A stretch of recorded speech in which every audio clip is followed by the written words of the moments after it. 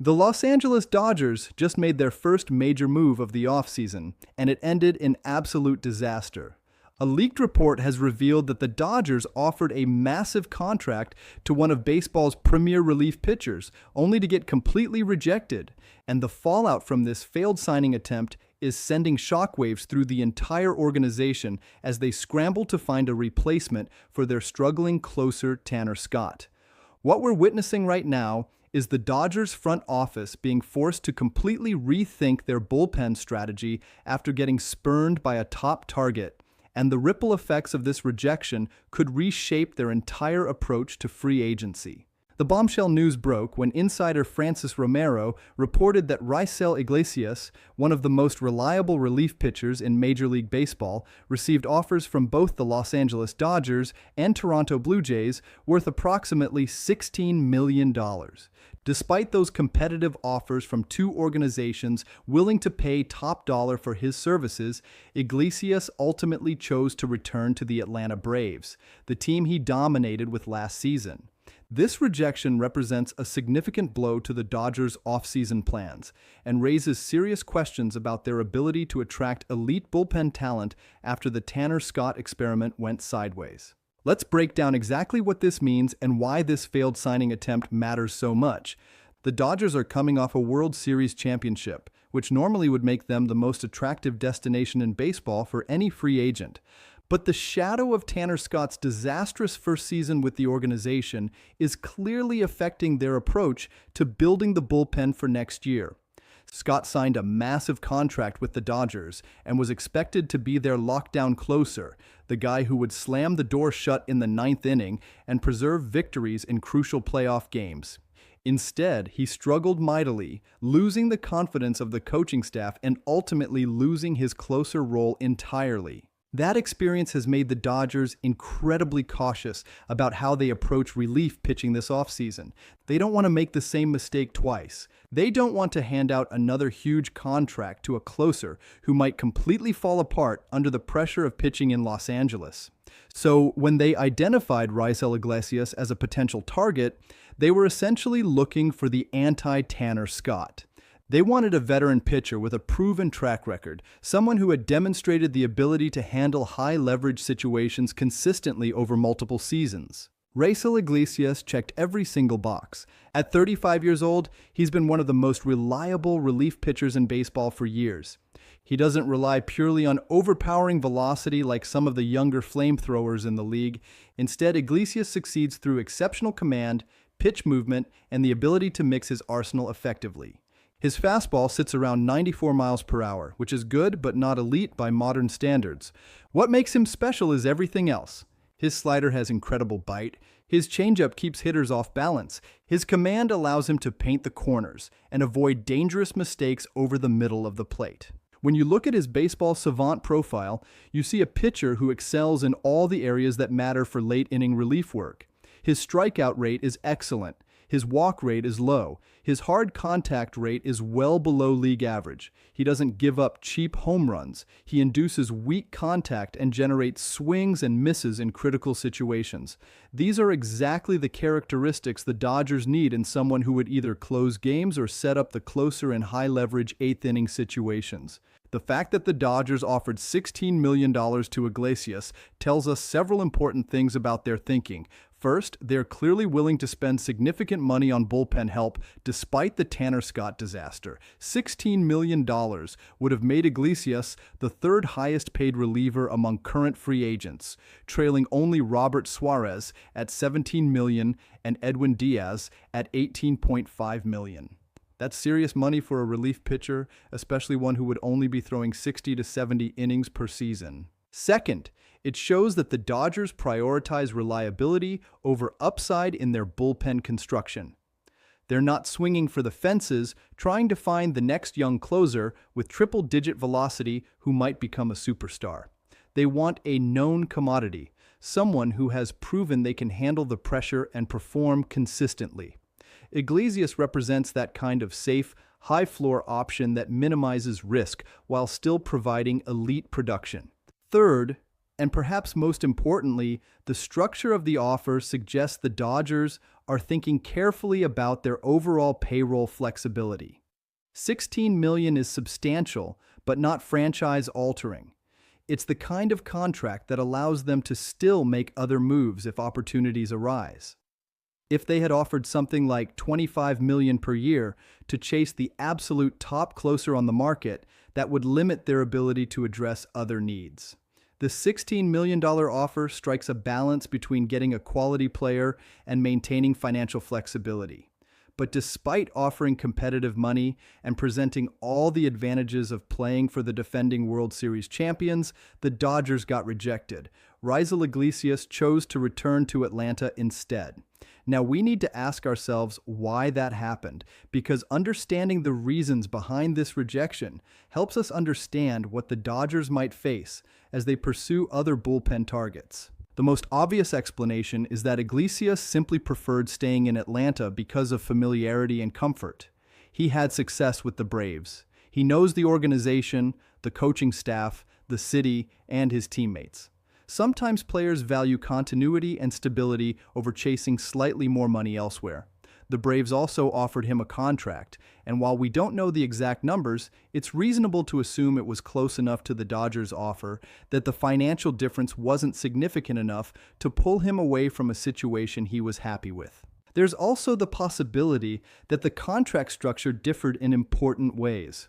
The reports say the Dodgers offered around $16 million, but we don't know if that was a one-year deal, a two-year deal, or something else.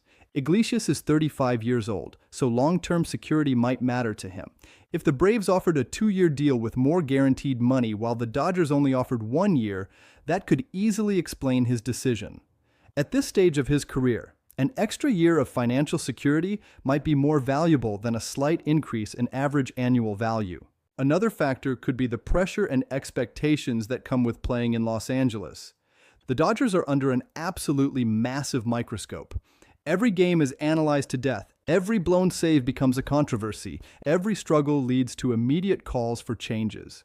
Some players thrive under that pressure, but others prefer a slightly lower profile situation where they can just focus on pitching without the constant media circus.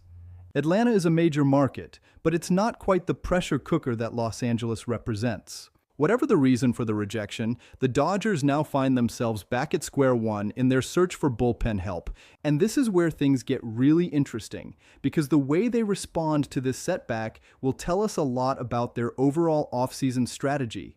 Do they pivot to another established veteran like Pete Fairbanks or Ryan Helsley? Do they shift their focus to younger relievers with higher upside but less proven track records? Do they spread the money around and sign multiple mid-tier relievers instead of one expensive closer? Looking at the remaining free agent relief pitchers on the market, there are definitely intriguing options available.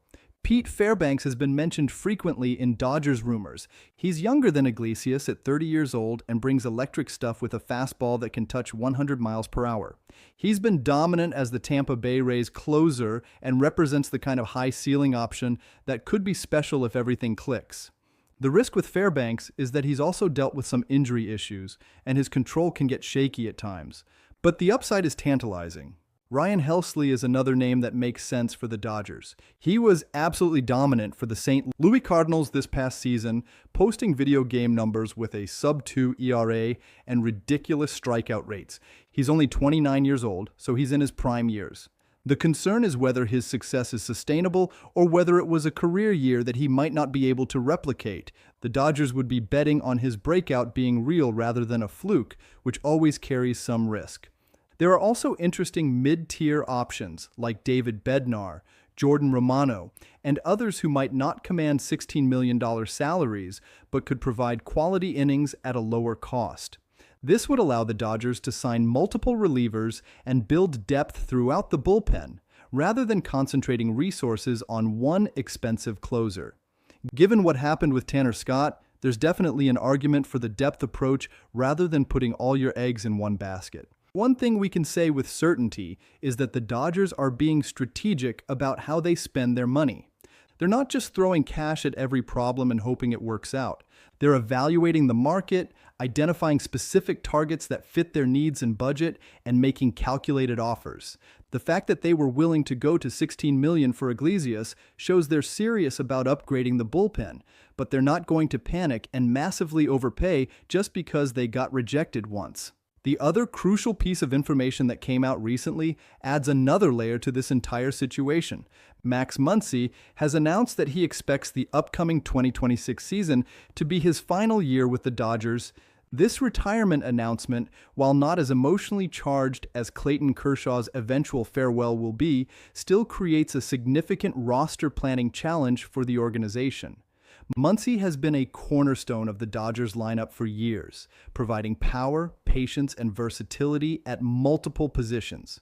Replacing that production isn't going to be easy. This retirement announcement also potentially connects to the Munetaka Murakami situation that's been dominating headlines. If Muncy is definitely retiring after this season, the Dodgers will need a long-term solution at third base. Could Murakami be that answer? He primarily plays first base and third base, and while the fit isn't perfect right now with Freddie Freeman entrenched at first, planning for Muncy's departure makes the positional puzzle slightly easier to solve. The Dodgers could sign Murakami with the understanding that he'll take over third base full-time in 2027 after Muncy retires, while finding creative ways to get him at bats in 2026. Alternatively, this could accelerate the timeline for promoting top prospect Alex Vland, who has been tearing up the minor leagues and projects as a potential future star. Vland plays third base and could be ready for a major league opportunity sooner rather than later. The Dodgers might decide that instead of spending huge money on an international free agent like Murakami, they'll give Vland the keys to third base and let him develop at the major league level. That would save significant money that could be reallocated to the bullpen, the outfield, or other areas of need. The big picture here is that the Dodgers are facing multiple interconnected roster decisions that all affect each other. The money they spend or don't spend on relief pitching impacts what they can do in the outfield and with international signings. The retirement of Max Muncy creates both a short-term and long-term need at third base. The struggles of Tanner Scott force them to reevaluate their entire bullpen construction philosophy. Every decision cascades into other decisions, creating a complex puzzle that Andrew Friedman and the front office must solve. What we learned from the failed Raisel Iglesias pursuit is that the Dodgers are being aggressive but calculated. They're willing to spend $16 million on the right reliever, which means they're serious about fixing the bullpen. But they're not going to panic or dramatically overpay just because their first choice went elsewhere. They have a budget in mind for each position, and they're going to stick to that plan even when it means accepting rejection and moving to the next target. The question now becomes who emerges as the Dodgers' next bullpen target. Will they pursue Pete Fairbanks aggressively and try to match whatever contract he's seeking? Will they shift to Ryan Helsley and bet on his breakout being sustainable? Will they surprise everyone and pivot to an unexpected name who fits their analytical profile? Or will they abandon the idea of signing one expensive closer altogether and instead spread the money around to build depth throughout the entire bullpen? We don't have those answers yet, but we'll find out soon enough as free agency accelerates and more signings are announced. What we do know is that the Dodgers bullpen remains a work in progress, and after getting rejected by Raisel Iglesias despite offering $16 million, they're going back to the drawing board to figure out their next move. One thing is absolutely certain, though. The Dodgers cannot go into next season with the same bullpen they had last year. Tanner Scott proved he can't be relied upon as the closer. They need multiple reliable arms who can handle high-leverage situations in October. The regular season is long and bullpens get taxed heavily over 162 games. Having depth and quality throughout the entire relief corps is essential for teams with championship aspirations. The rejection from Iglesias stings, but it's not catastrophic. The Dodgers have been rejected by free agents before, and they've always found alternative solutions that worked out just fine. This is just part of the process of building a championship roster. You identify targets, you make offers, and sometimes those offers get declined.